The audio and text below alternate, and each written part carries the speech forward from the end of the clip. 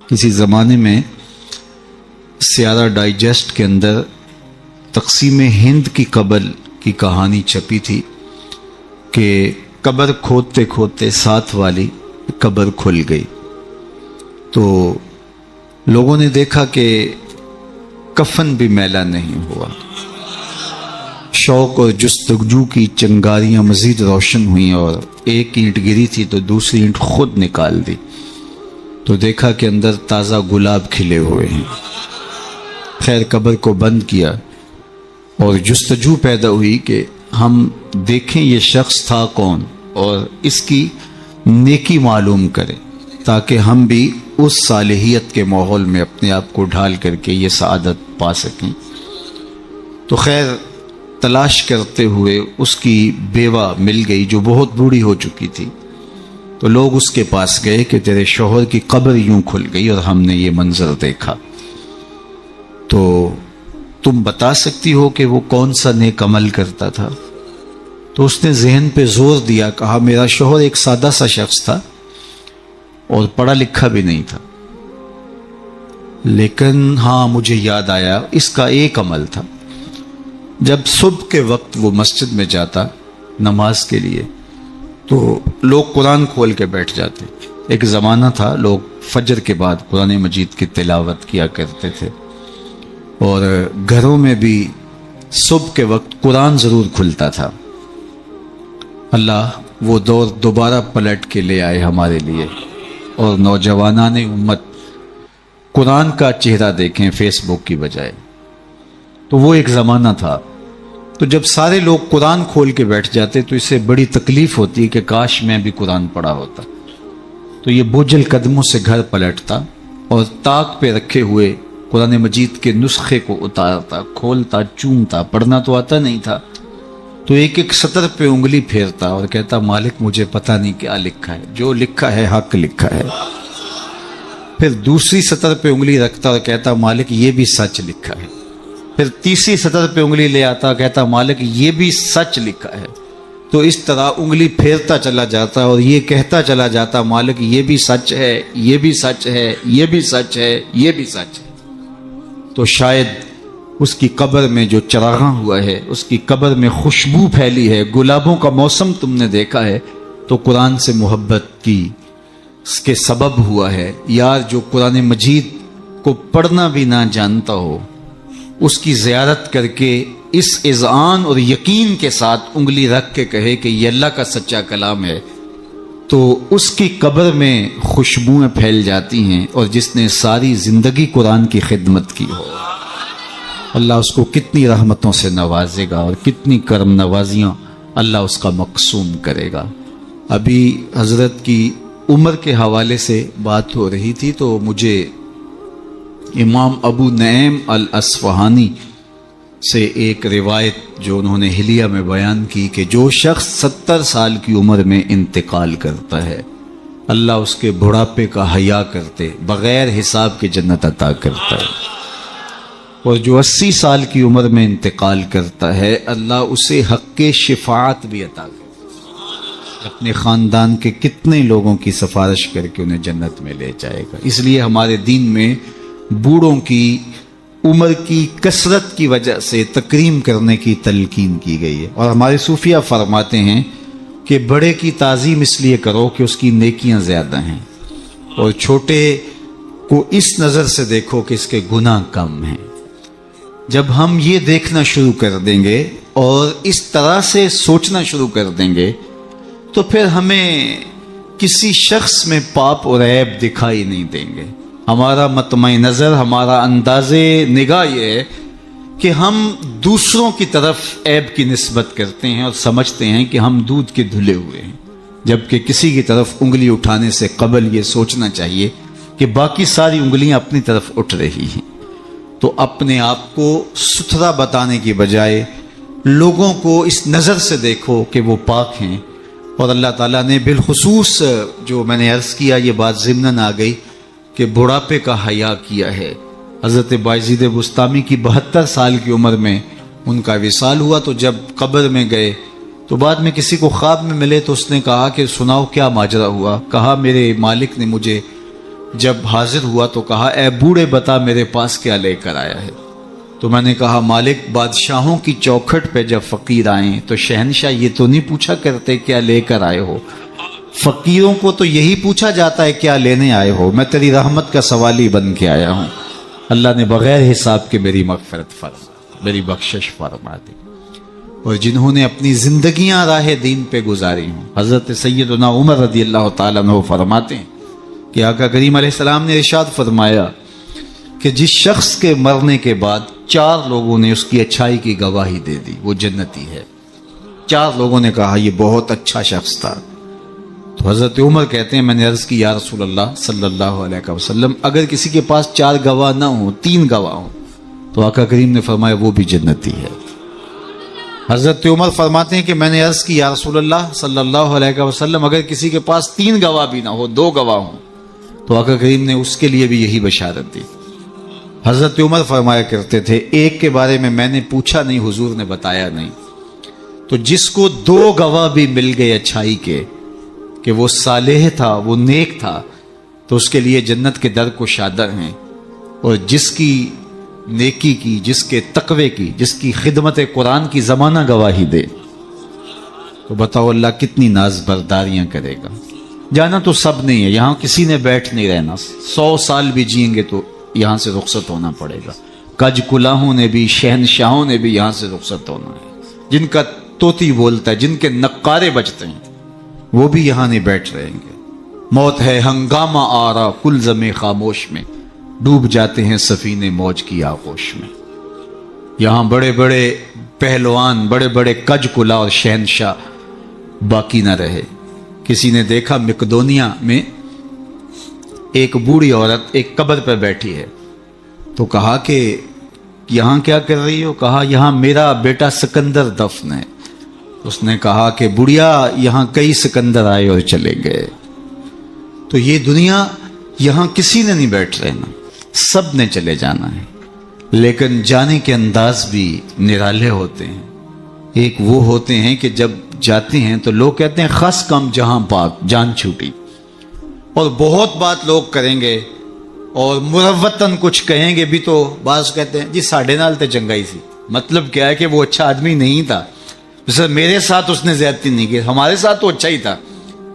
تو وہ کیسا شخص ہے کہ جس کے بارے میں اچھائی کے لفظ بولنے کے لیے بھی لفظوں کو تراشنا پڑے کہ لوگ کہیں کہ یہ غلط بیانی کر رہا ہے، اور وہ کتنا خوش نصیب ہے کہ جس کی تعریف کرتے ہوئے بے جھجک لفظ بولنے سے جو ہے وہ انسان شرمندگی محسوس نہ کرے کہ اس کی زندگی اس طہارت میں، اس پاکیزگی میں، اس عفت میں بسر ہوئی کہ اس نے ساری زندگی راہ خدا میں زندگی گزار دی۔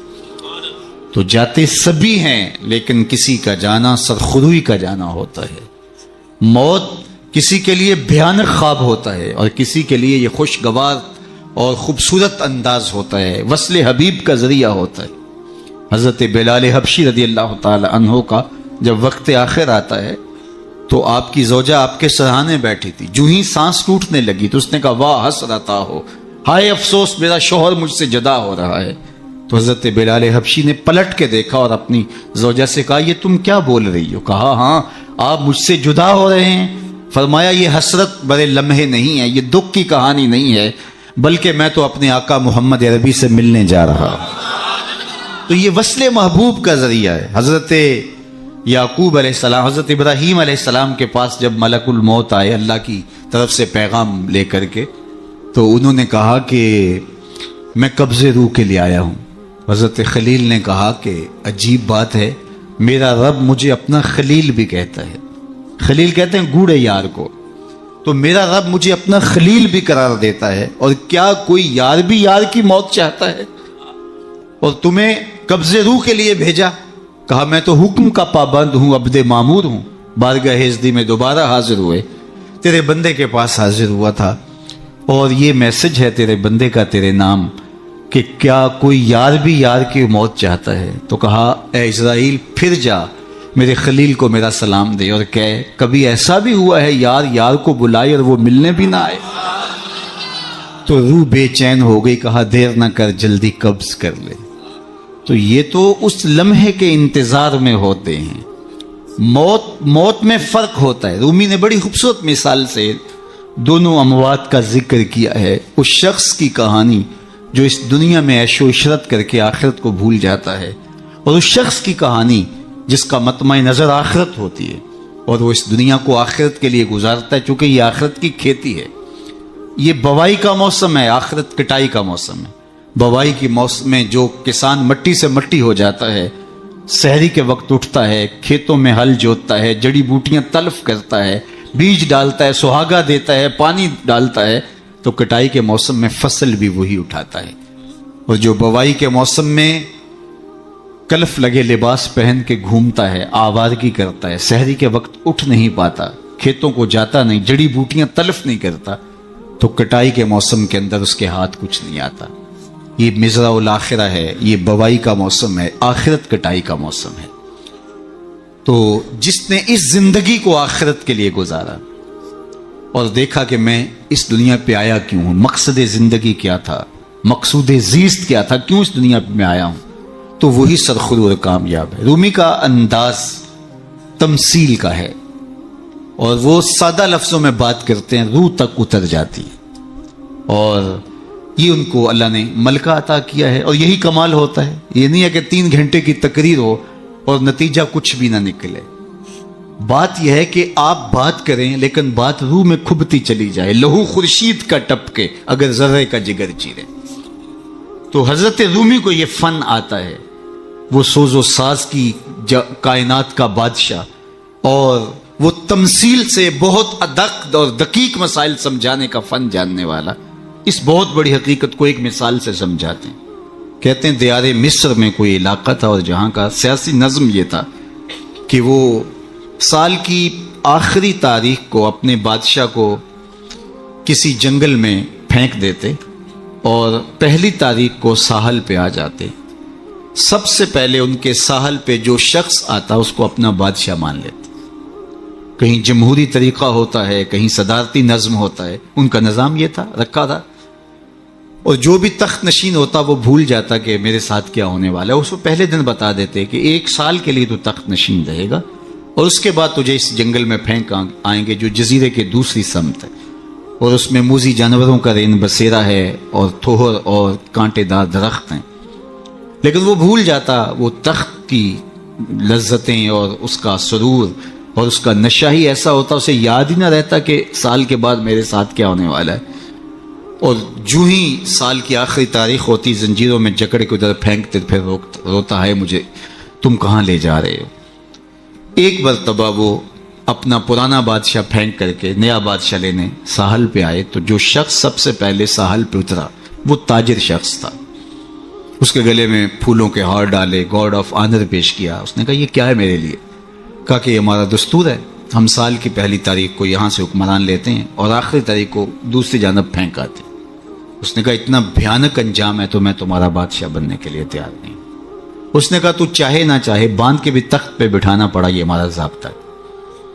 عجیب کہانی. اس نے کہا میں تو تاجرانہ غرض سے آیا ہوں، میں تو کوئی امور سلطنت اور سیاست سے آگاہ ہی نہیں ہوں. اس نے کہا ہمارے بندے لگے قوانین ہیں، اس کے ساتھ آپ نے کام کرنا ہوگا. اور اس نے کہا ہر صورت میں جو ہے وہ تجھے یہ کرنا پڑے گا. پھنس گیا. اس نے کہا اچھا مجھے یہ بتاؤ کہ سال بھر میری بات تو مانو گے؟ انہوں نے کہا ہاں آپ حکمران ہیں لیکن آپ قوانین میں تحریف نہیں کر سکتے، ترمیم نہیں کر سکتے، تبدیلی نہیں کر سکتے، البتہ آپ کے انتظامی امور ماننے کے لیے ہم پابند ہیں. اس نے کہا ٹھیک ہے کوئی بات نہیں. تخت پہ بیٹھ گیا. رومی لکھتے ہیں کہ جو بھی تخت پہ بیٹھتا اور بغیر کسی محنت کے، بغیر کمپین چلائے، بغیر الیکشن لڑے تو وہ تو پھر بھول جاتا خوشی سے اور عیش و عشرت کرتا. لیکن یہ پہلا شخص تھا جب تخت نشین ہوا تو اس نے کہا بلدیہ کے ملازمین بلائے جائیں. بلائے گئے. کہا جاؤ اس جنگل میں جہاں بادشاہوں کو پھینک کے آتے ہو وہاں کے کانٹے اور جھاڑیاں کاٹو. اور پولیس کے کمانڈوز بلائے. کہا جاؤ وہاں جا کے جو موذی جانور ہیں ان کو قتل کر دو. معمار بلائے. کہا جا کے وہاں خوبصورت محل بناؤ. مالی بلائے. وہاں جا کے باغ لگاؤ، پھل لگاؤ، پھولدار سایہ دار ثمردار درخت لگاؤ. حکومتی مشینری، پوری حکومتی مشینری اس باغ کے کانٹے دار درخت کٹوانے وہاں کے موذی جانور قتل کروانے اور وہاں کنویں کھدوانے، محل بنوانے اور پھلدار پھولدار سایہ دار درخت لگانے میں صرف کر دی۔ جب سال کی آخری تاریخ ہوئی تو وہ جنگل جہاں بادشاہوں کو پھینکا کرتے تھے وہ جنگل نہیں رہا تھا، وہ ایک باغ بن چکا تھا۔ اور یہ زنجیریں لے کر آئے تو اس نے کہا مجھے زنجیریں نہ پہناؤ، میں خود چل کے جانے کے لیے تیار۔ اس لیے اس تخت پر بیٹھ کر کے وہ اپنے لشکر بھیج کے وہاں کے کانٹے، وہاں کے تھوہر، وہاں کے موذی جانور، وہاں کے خطرناک جانور جن کا وہاں رین بسیرا تھا ان کو کاٹتا رہا، قتل کرواتا رہا۔ تو اس نے کہا کہ میں خود چل کے جانے کے لیے تیار ہوں۔ رومی کہتے ہیں جو کافر ہے وہ دنیا کے تخت پہ، جو فاسق اور بدکار ہے وہ دنیا کے تخت پہ موج کرتا ہے، اور جب وقت آخر آتا ہے تو اس کو جب زنجیروں میں جکڑ کے لے جانا چاہتے ہیں فرشتے تو وہ کہتا ہائے مجھے کدھر لے جا رہے ہو۔ اور بندہ مومن، بندہ صالح اس دنیا کے تخت پہ آرام سے نہیں بیٹھتا، یہاں بیٹھ کے اپنے اعمال کے لشکر بھیج بھیج کے قبر کے کیڑے مکوڑے ختم کرواتا رہتا ہے، وہاں باغ لگواتا رہتا ہے، اور پھر جب وہ اس دنیا سے رخصت ہوتا ہے تو وہ کیڑے مکوڑوں کا گھر نہیں رہتا بلکہ روضۃ من ریاض الجنہ بن چکی ہوتی۔ اور وہ کہتا ہے دیر نہ کرو مجھے جلدی لے جاؤ، میں خود چل کے جانے کے لیے تیار ہوں۔ ربعی بن حراش ساری زندگی ہنسے نہیں، فرماتے تھے کیا خبر میرا انجام کیا ہوگا۔ جب تک یہ یقین نہ ہو کہ میرا انجام کیا اتنی دیر تک دھڑکا لگا رہے، ڈر لگا رہے۔ یہ مسلمان کی زندگی ہے، مومن کی زندگی ہے۔ ابھی ملیکہ فرماتے ہیں کہ میں 30 اصحاب رسول سے ملا ہوں، بخاری کتاب الایمان اٹھائیے، 30 اصحاب رسول سے ملا ہوں، اور ہر ایک اپنی آخرت کے بارے میں سخت فکر مند تھا۔ ہم تو 4 نمازیں پڑھ لیں تو ہم سمجھتے ہیں کہ ہمارے جیسا زمانے میں کوئی نہیں، اور بے نمازیوں کو حقیر جاننے لگ جاتے ہیں۔ 30 اصحاب سے ملاقات ہوئی ہے اور یہ ڈرتے رہتے تھے کہ میرا انجام، رنگا رنگ سہیلیاں پرن کڑے پر پریا اس نہ جانیے جس دا توڑ جائے۔ انما الاعمال بالخواتین، اعمال کا دار و مدار حسن خاتمہ پہ ہے، جس کا اخیر ٹھیک ہو گیا۔ ورنہ کتنے لوگ ہیں کہ زندگی ساری اچھی، انجام بخیر نہیں ہو۔ ہمارے سامنے بلعام بن باورا کی مثال موجود۔ بنی اسرائیل کا مستجاب الدعوات ولی تھا، ہاتھ پھیلا کے دعا مانگتا تو ہاتھ منہ پہ بعد میں پھیرتا، قبولیت پہلے ہو جاتی۔ لیکن پھر اسی کے بارے میں قرآن نے کہا نا مَثَلُهُ كَمَثَلِ الْكَلْبِ، اس کی مثال کتے کی مثال، زبان لٹک گئی، زمین چاٹتا تھا، نبی کے خلاف ہاتھ اٹھا دیے، سمجھا میں مقبول بارگاہ ہو گیا ہوں۔ اللہ اکبر، انجام ٹھیک نہیں ہوا۔ اس لیے میاں صاحب بولے پڑھنے اتے مان کرینا تے نہ آکھی میں پڑھیا، او جبار کہار صداوے متا روڑ دے وے دودھ کڑیا۔ جب تک انجام بخیر نہ ہو۔ بایزید بستامی سے ایک بڑھیا نے کہا تھا کہ میرے گدھے کی 2 مچھی ہے یا آپ کی داڑھی اچھی ہے؟ کہا فی الحال نہیں بتا سکتا، یہ تو مرنے کے بعد ہی بتا سکتا ہوں۔ تو جب تک انجام بخیر نہ ہو اللہ سے دعا مانگے کہ اللہ خاتمہ ایمان پہ کرے، ساری زندگی دین کی راہوں کے مسافر رہیں، اور جب سانس ٹوٹ رہی ہو محمد عربی کا کلمہ زبان پہ جاری، آخری قول کلمہ طیبہ کا ہو ہمارے لبوں کے اوپر۔ ربی بن حراش ساری زندگی مسکرائے نہیں، فرماتے تھے کیا خبر انجام کیا ہوگا۔ اللہ اکبر۔ خیر وقت آخر تو آنا ہی تھا، تو جب آخری وقت آیا تو ان کے بھائی ربی بن حراش نے کہا جاؤ، غسال کو بلا کے کہا میرے بھائی کو غسل دو۔ تو وہ غسل دینے داخل ہوا تو فوراً باہر آ گیا۔ اتنی جلدی؟ کہا یار تیرا بھائی بڑا عجیب ہے۔ کہا ہوا کیا؟ کہا نحنو نغتسلہ وہو یتبسم، ہم اسے غسل دیتے ہیں اور یہ آگے سے مسکرا رہا۔ اقبال نے کہا تھا نا نشان مرد مومن باتو گوئم چوں مرگائے تبسم بر لب اوست، آ تجھے اللہ کے بندے کی نشانی بتاؤں، جب موت آتی ہے تو اس کی پیشانی پہ ندامت کا پسینہ نہیں ہوتا، اس کے لبوں پہ کامیابی کی مسکراہٹ پھیل جاتی۔ کہا یا تیرا بھائی بڑا عجیب ہے، نحنو نغتسلہ وہو یتبسم، ہم اسے غسل دیتے ہیں وہ آگے سے مسکراتا ہے۔ کہا میرے بھائی نے قسم کی تھی جب تک اچھا انجام نہیں دیکھوں گا نہیں مسکراؤں گا۔ پورے شہر میں شور مچ گیا، ایک بندہ مرنے کے بعد مسکرایا ہے۔ بعض لوگ تو بہت خوش ہوئے، بعض نے کہا یہ گھڑی ہوئی کہانیاں ہیں، یہ مریدین کا اعتقاد ہے، ان کا حسن اعتقاد ہے، کیسے ہو سکتا ہے مرنے کے بعد مسکرائے۔ ایک بہت بڑا ہجوم جمع ہو گیا۔ حضرت کی زیارت کے لیے، بعض لوگ تیکھے سوال لیے، بعض محض تماشائی، بعض سیدھا سیدھا انکار کر رہے ہیں، پورا بصرہ امڈ آیا۔ اتنے میں انہیں غسل دے کے چارپائی پہ ڈال کے کفن بھی ڈال دیا گیا تھا۔ جب لوگ گھر میں داخل ہوئے تو قبل اس سے کہ وہ سوال کرتے، امام ابو نعیم نے حلیہ میں لکھا، قاضی ایاز مالکی اندلسی نے الشفاء کے اندر لکھا، اور اس کو امام سہیلی نے روض الانف میں لکھا، اور بھی بہت سارے لوگوں نے لکھا۔ جب لوگ داخل ہوئے اور تیکھے تیکھے سوال تھے کہ یہ پوچھیں گے، یہ بات کریں گے، کیسے مسکرائے، سچ ہے، غلط ہے، جھوٹ ہے، اور یہ چارپائی پہ ڈالے جا چکے تھے، کفن اڑا دیا گیا تھا۔ جب لوگ داخل ہوئے تو انہوں نے کفن ہٹایا، ہاتھ باہر نکالا اور لوگوں سے مخاطبت کرتے ہوئے کہا السلام علیکم۔ لوگ حیرت میں ڈوب گئے، وعلیکم السلام اتتکلم بعد الموت، عجیب بات ہے، مرنے کے بعد باتیں کر رہے ہو؟ قال نعم اتکلم بعد الموت، ہاں ہاں مرنے کے بعد باتیں کر رہا ہوں۔ عرش فرش تے بانگا ملیاں تے مکے پہ گیا شور، بلے شاہ سا مرنا نہ ہی تے گور پیا کوئی ہور، فَلَنُحْيِيَنَّهُ حَيَاتًا طیبہ۔ اور اقبال کہتا ہے فطرت ہستی شہید آرزو رہتی نہ ہو، خوب تر پیکر کی اس کو جستجو رہتی نہ ہو، موت کو سمجھا ہے غافل اختتام زندگی، یہ ہے شام زندگی صبح دوام زندگی۔ فَلَنُحْيِيَنَّهُ حَيَاتًا طیبہ کا روپ ظاہر ہوا، ہاں ہاں مرنے کے بعد باتیں کر رہا ہوں۔ لوگوں نے کہا بتاتے رب نے تیرے ساتھ سلوک کیا کیا؟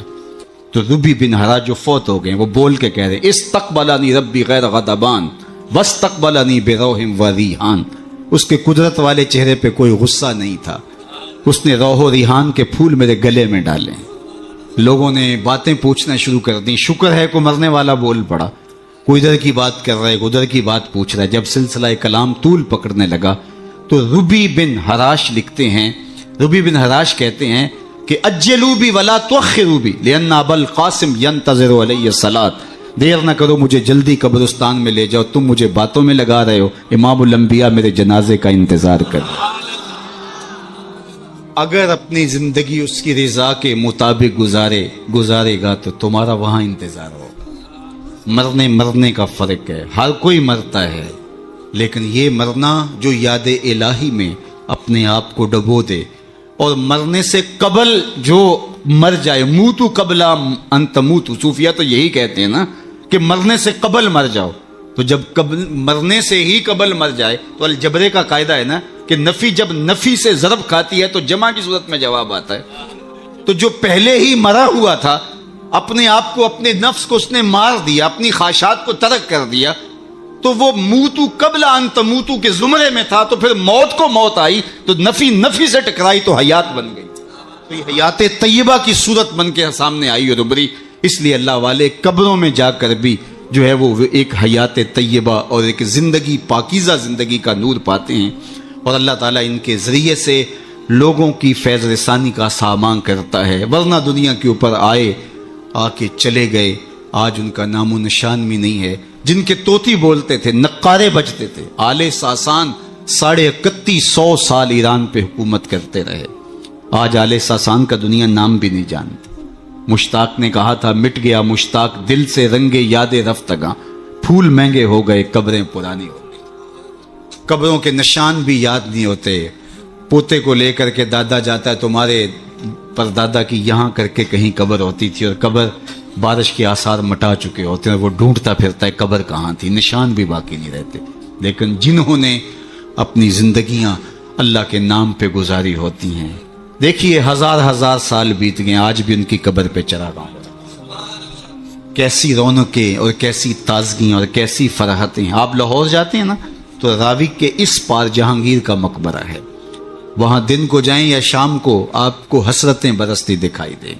اب ایک پارک بن گیا جس کے دم سے تھوڑی سی رونق ہے، لیکن احاطہ مزار پہ اگر آپ جائیں تو وہاں آپ کو قرآن پڑھنے والے لوگ موجود نہیں ملیں گے، تاش کھیلنے والی ٹولیاں بیٹھی نظر آئیں گی، وہاں آپ کو تازہ گلاب نہیں ملیں گے، وہاں آپ کو جانوروں کی بینٹیں پڑی ہوئی نظر آئیں۔ وہ مطلق العنان حکمران بر صغیر پاک و ہند کا آج حسرت نے برس، بالکل اس کے ساتھ ملکہ نور جہاں کا مقبرہ ہے۔ جب بادشاہ تخت پہ بیٹھتا تھا تو ملکہ پیچھے بیٹھتی تھی، اور بادشاہ کا فیصلہ اسے کوئی پسند نہیں ہوتا تو پیچھے سے کمر ٹھونکتی، بادشاہ فیصلہ تبدیل کر دیتا. جس کے اشارہ ابرو پر ہندوستان کی تقدیر کے فیصلے لکھے تھے، نیچے اندھیرے میں اس کی بھی قبر ہے. اور ان کی اپنی بیٹی زیب النساء کا شعر لوح مزار پہ کندہ ہے: بر مزار ماں غریباں نہ چراغے نہ گلے، نہ پرے پروانہ سوزت نہ صدائے بلبلے. ہم غریبوں کی قبر پہ نہ کوئی چراغ جلانے آئے گا، نہ کوئی پھول ڈالنے. آج غریب بنے ہیں. جو بر صغیر کی پوری راجدھانی کے مالک تھے آج غریب بنے. بر مزار ماں غریباں، یہ شہزادی کا شعر ہے. بر مزار ماں غریباں نہ چراغے نہ گلے، نہ پرے پروانہ سوزت نہ صدائے بلبلے. نہ بلبل گیت گانے آتا ہے اور نہ پروانہ پر جلانے آتا ہے. یہ میں بادشاہوں کی کہانی سنا رہا ہوں. یہ راوی کے اس پار کی کہانی ہے. اب راوی کا پل پار کر جائیں. ایک لوح مزار ادھر بھی ہے. یہاں تو لکھا ہے بر مزار ماں غریباں نہ چراغے نہ گلے، اور وہاں لکھا ہے گنج بخشے فیض عالم مظہر نور خدا، نا کساں را پیر کامل کاملاں را رہنما. اب میں نے اور آپ نے دیکھنا ہے ہم کس زمرے میں آنا ہے، کن کے ساتھ جڑنا ہے، کن سے وابستگی اختیار کرنی ہے، کس دائرے میں آنا ہے. سلطنت روم کا شہنشاہ، اس دور کی سپر طاقت. لیکن اگر میں آپ سے پوچھوں جس زمانے میں میرے حضور آئے تھے اس زمانے کے خاقان کا نام کیا ہے، تو آپ میں سے کوئی بتا سکتا ہے؟ میں علماء کو چھوڑتا ہوں، تاریخ کا گہرا مطالعہ کسی کا ہو تو الگ بات ہے. لیکن اگر پوچھوں جس دور میں میرے حضور آئے اس دور کے خاقان کا نام کیا تھا، شاید کوئی نہ بتا سکے. اچھا میں پوچھتا ہوں اس دور کے کیسر کا نام کیا تھا؟ اس دور کا ٹرمپ تو وہی تھا نا، لیکن آج اس کا نام کوئی بھی نہیں جانتا. چلو میں پوچھتا ہوں اس دور کے کسرا کا نام کیا تھا؟ سوائے تاریخ کے طالب علموں کے کوئی نہیں بتا سکے گا.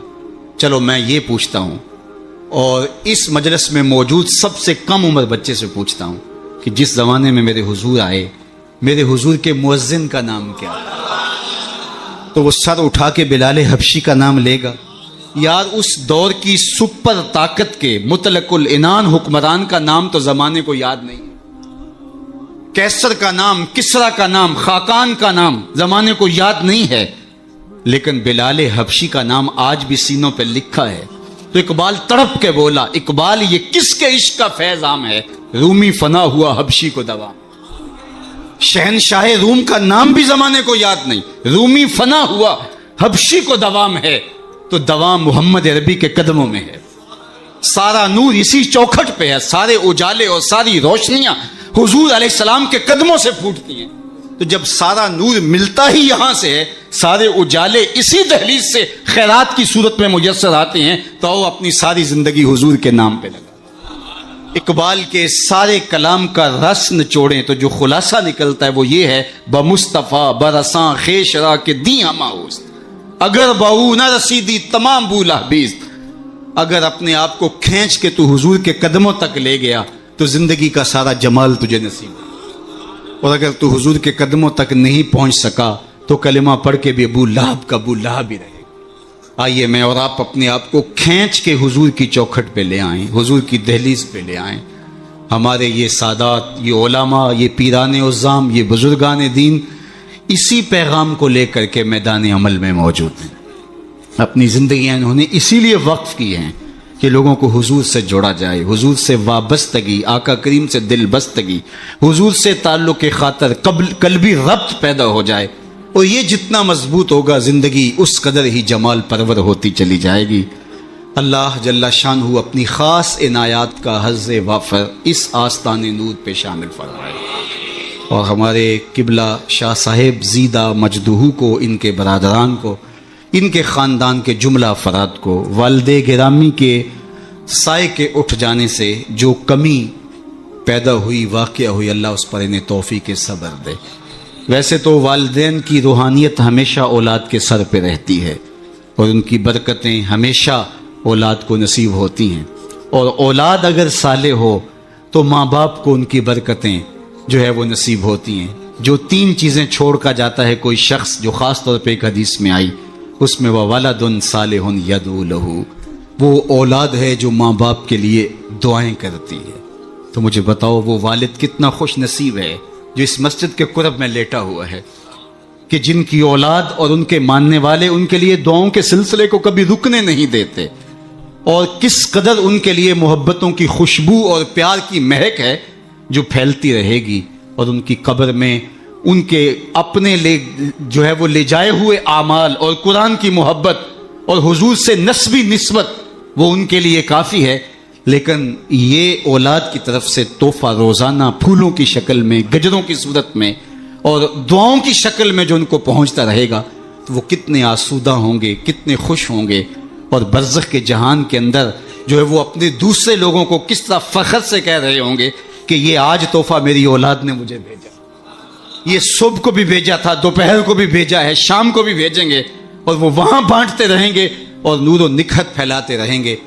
اس طرح اپنی اولادوں کو نیکی کی اور صالحیت کی راہوں پہ لگاؤ کہ مرنے کے بعد تمہاری قبر میں بھی چراغ ہوں، ورنہ ایسا نہ ہو کہ تمہاری اولاد تمہارا جنازہ بھی نہ پڑھ سکے۔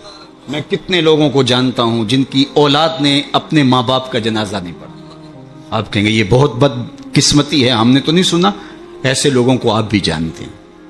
یہ وہ لوگ ہیں جنہیں جنازہ آتا نہیں ہے، اور ساری زندگی لوگوں کے جنازوں میں رسماً کھڑے ہوتے ہیں، پھر ایک دن وہ رسم اپنے باپ اور اپنی ماں، اپنے بھائی، اپنی بیوی، اپنے بچوں کے لیے بھی ادا کرنا پڑتی ہے۔ اور مجھے بتاؤ وہ شخص کتنا بدبخت ہوگا کہ جو اپنے باپ یا اپنی ماں کے جنازے پہ کھڑا اور جنازہ نہیں پڑھ پاتا، رسماً کھڑا ہے دکھلاوے کے لیے، اور وہ کتنا خوش نصیب باپ ہے جس کا جنازہ اس کا بیٹا پڑھا رہا ہے، جس کے لیے اس کا بیٹا دعائیں کر رہا ہے، اور اس کا بیٹا اس کے لیے سحری کے وقت اٹھ کے آنسو بہا کے مغفرت و بخشش اور غفران کی التجائیں اللہ کی بارگاہ میں پیش کر رہا ہے۔ تو اپنی اولادوں کو صالحیت کے سائے میں لاؤ، نیک لوگوں کی صحبت میں رکھو، پاک لوگوں کے پاس بیٹھنا اٹھنا سکھاؤ، ان کو دین کی تعلیم دلواؤ اور ان کو اچھے کردار کا حامل بناؤ، تاکہ قبر میں بھی چراغا رہے اور دنیا کے اندر بھی سکھ اور قرار اور تسکین نصیب ہو۔